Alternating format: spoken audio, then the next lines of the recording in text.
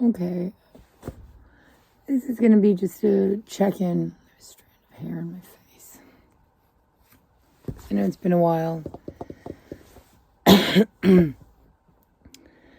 Like, just back-to-back nonsense happening recently. I mean, it's coming up with the holidays. We just had Thanksgiving. And my phone was already cracked and then dropped it again out of my pocket and then smashed. So that was a setback. And one of my cats, just before Thanksgiving, looks like she got attacked, and she likely got attacked and eaten by some coyotes out back behind the barn. She normally wouldn't have been back there that time of night, except when the horses was sick, and I had to be out there helping take care of the horses, and the cats follow me around the island, and they heard me back there, so they were definitely back there. While he was, I saw him, I didn't see her. I kind of assumed she was back there. So when I was done, I told him, like, get on over home. She's just a few yards away. And he listened, and she didn't. She was probably chasing something, and then something started chasing her. So I found some. I've been out, back and forth out in the dunes. I was out back and forth in the dunes for a while, tracking and trying to find her, make sure she wasn't just, like, injured and hunkered down somewhere. Because I didn't find, I found some patches of fur and a smidge of blood in a spot where one of my coworkers said he heard that night. He stayed a little bit longer than I did. So he heard, sounded like, just before he turned off the lights, sounded like something got caught, probably by coyotes out back behind the barn. So I looked around back there. I found a couple of patches, a few patches of, looks like her fur. And did some more, did some tracking and tried to see if I could find any more. So it looked like maybe they got a little piece of her there in that spot, like got some hair off her, but she still, from tracks, it looked like she still managed to get farther off, and I traced them as far as I could. I think they probably got her, though. She's been several days. So, that's been rough. My boy cat Perseus has been upset. So, I just went and looked at some kittens today down the road. And to claim them. A couple. Actually, I'm going to get a couple. New calicos. He's going to have 2 little sisters. But they're not ready to leave their mom yet. They still have a few more weeks. They should be with her, so I'll probably be back and forth visiting with them a little bit once in a while. Anyway, I'm going to do a really quick one. There's one I've been baking in my head, right, working on in my head. A bit that I'm planning on coming out with soon. It's going to be addressing the story of Hymer Biff for the Freemasons. We know how much you love that story. Get ready. You're not going to like what I have to say about it. Anyway. But there's another issue. I hear floating around a lot. More and more recently. It's scary how the newer generations seem to be adopting it more and more. This idea. And I realize, maybe I'm perpetuating it a bit because I did put it to you guys in this one video for the Western cult about how light works. That it does seem as if our bodies are like meat suits. Very complex, organic, virtual reality suits that make it so that we can't perceive that. Sorry, this thing can get hot and itchy. I like it. I forgot I had it, and I've been breaking out winter stuff around here. This weather around here is kind of cray-cray. You never know one day or the next if it's going to be kind of chilly, windy, or really nice spring, almost summer day. So, Now I lost where I was going. Oh, so I was talking about how your body is almost like a very complex virtual reality suit that makes it so you can't perceive that you are living in a sea of light, seems like. And I wanted to clarify some things because I'm worried that the newer generation, or even some people of the older generation with no sense, might take that a bit too seriously. And I was reminded of this, I make note of it once in a while when I hear it pop up, like, people suggesting that this place is a big game. I even recently read case study about, this worrisome group that we know is out there somewhere, a cult group. They might be connected to the one I've been talking about. I don't know. But I know that at some point, I think within the last 20 years or so, I have to double check the information. Basically, a van full of dirty, disheveled little kids was pulled over, being driven by two men. And of course, cops and authorities, rightly so, suspected some things. And when the kids were taken in by authorities and questioned, how are you doing? Why you look so dirty? Where's your mommy and daddy? Stuff like that. It appeared, after a lot of questioning from professionals used to working with kids in these situations, I think I would hope they had them talking to professionals. But from what I read, it appeared that the kids had been being carted around, likely to different inappropriate parties and such, if you get my meaning, and that these kids were being brainwashed, trained into looking at life like it's a big game, which can make it maybe a lot easier to take advantage of them. The reason why it's not smart to be looking at life like it's a big game, one of the reasons, a teenager, again, the same teenager mentioned in another video about chromosomes and Adam and Eve, recently said, he basically thinks his life's just a big game. And it's like, well, that's scary that you think that. What I wanted to say to him, and I didn't get into it, was, why don't you go ask some of the victims of Marc Dutroux that, go tell them, ask them, do they think life's a big game? I said, how about his two youngest victims? That's what I would have said. I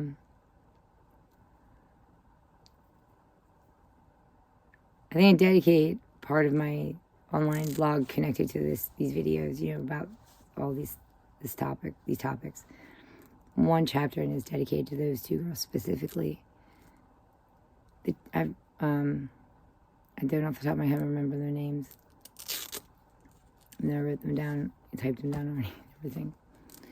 I do remember they were roughly maybe between the ages of 6 and 8, closer to 8. And I remember that Marc Dutroux is known as he's the monster of Belgium. He kidnapped 6 different girls that we know of and raped them. And 2 of them got away, and that's how he got caught. The 2 youngest, 2 of them were buried alive in his garden, one of his properties. And the 2 youngest were found, they'd starved to death in a hole in the ground in his basement.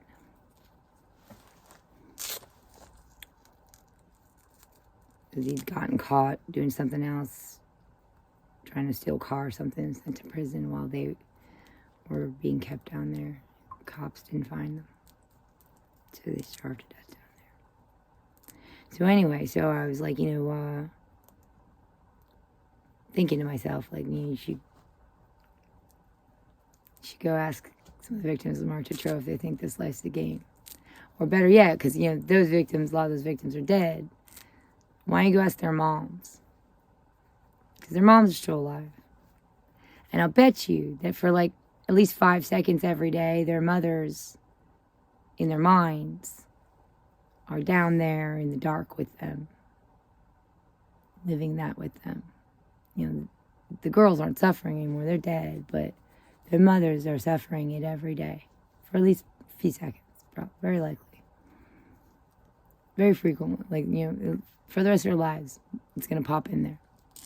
Thinking about how their daughters died, their last hours, obsessing over what could I have done differently so she didn't die like that. Not only did she die, but she essentially tormented, of course, sexually abused, and then starved to death in the dark, alone. I think that they were down there together. I remember reading they were found clinging to one another. This is not a game. It's not a game in that way. If it is, it's a very high stakes, torturous, tormenting game. You know, Monopoly is a game. There's no real risk. Video games are games. There's no real risk there, okay? I can understand, and that's the thing. I can understand that why so many people are inclined. They want to think that, and it comes from cowardice and laziness. A lot of it is,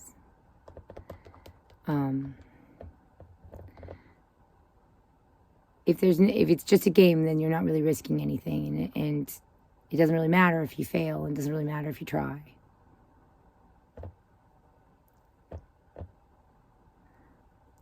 So, but it also means you're totally inconsequential. And then we wonder why people walk around popping Xanax and feeling like there's something wrong with themselves. Like, it's perhaps good self-esteem starts with taking yourself and your life a bit more seriously. It's not a game. This is not a game. You might be able to, in some abstract way, conceptualize the fabric workings of existence and life as if it's sort of a game. But in many ways, it's very much not a game.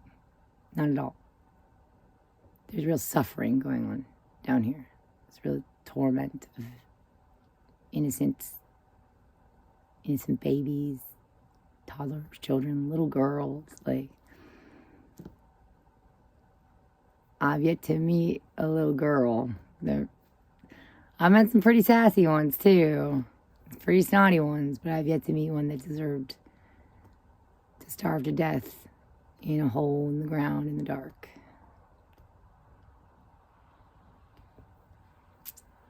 That's not a game.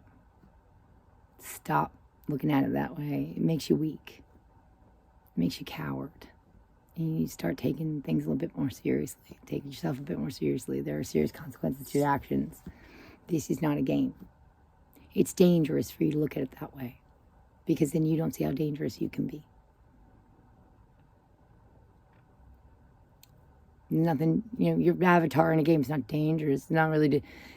That's why, like you're running people over in Grand Theft Auto. It's not real. It's a game. And then we got people doing that here, like just running people over on the side of the street. Like, guys, this is not a game. Stop the nonsense. Cut the shit. How about, can we do this thing, because we haven't tried this yet, as far as I can tell, for at least the last several thousands of years. Can we play the game? Can we change the game over to, instead of, hierarchy, pyramid of torment, can we turn it into, hey, let's everybody chill the fuck out and cut the shit. Stop being a greedy prick. Stop tricking people into hurting themselves and hurting each other. Stop being selfish. If you don't have anything nice to say, don't say anything at all. If your intentions are shitty and selfish, I don't know, get off the planet. This is Mother Earth. This is not really supposed to be the place for selfish, shitty people. Good mothers understand, again, they're on the sidelines for the most part. Pay attention. They're playing support. They're cheerleaders now. They're just cheerleaders for the children. Can we act like we're on Mother Earth instead of little baby boy Earth? baby boy throwing a temper tantrum. And lives in some kind of, he's so divorced from reality because he's so weak and pathetic and so cowardly that he starts like looking at it. It's a big game. No, it's not.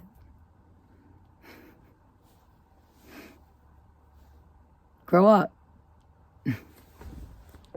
So yeah, I'm not gonna take up too much of your time. Just my poor buddy. He's been really extra like needy of attention and he's sad looking around. So he's napping now. Thinking from now on, straight up, nighttime comes, they gotta be in. And, like usually, that is how it is. But I think we'll be more strict about it.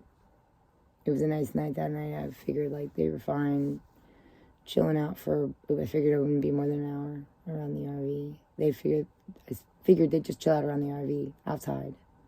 They could have stayed in. The door was open. I left the door open for them because I was going a few yards away and expected to only be over there about maybe an hour at most, and that was the case.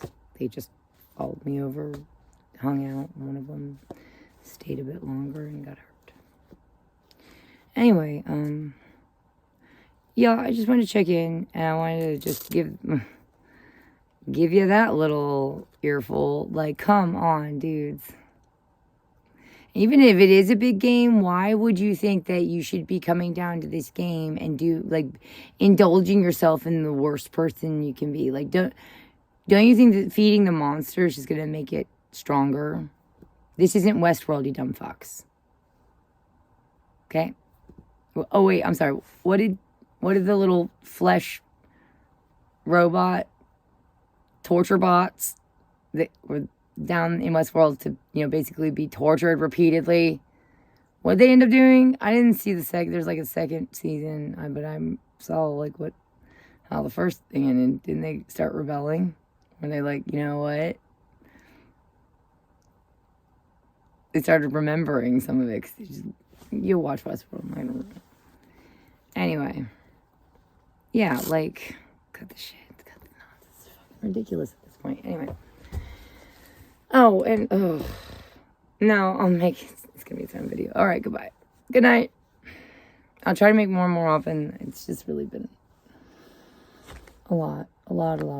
It seems like I get one problem solved and another one to come up. And then another one. And then, like, bike get fixed. And then phone smashes. Get new phone. And cat gets killed. And so I'm hoping it's going to settle down a lot now so that I can just, I don't know, fucking recover long enough have a long enough time to just fucking recover so I can then afterwards be productive. Like, I'm just tired. All right. I'm going to make more. I have to make more. I have to. Doesn't matter time. I have to, because you dudes are just so fucking disgusting. Oh my gosh, we're gonna get into like some of the sick psychology behind all this. We're gonna pick apart Hiram Biff. We're gonna compare it to stories like Lolita and things like Dr. Freeze from Batman and stuff like that. In case you're not catching the trend, it's capturing women and or forces of nature, Mother Nature, basically life in a crystallized form, because they want ultimate control over life itself and all things, because they're cowards. They're very traumatized, likely. And obviously, if you have control over everything, you're very safe. That makes you feel very safe. So you see that. Well, we'll get into it. Good night.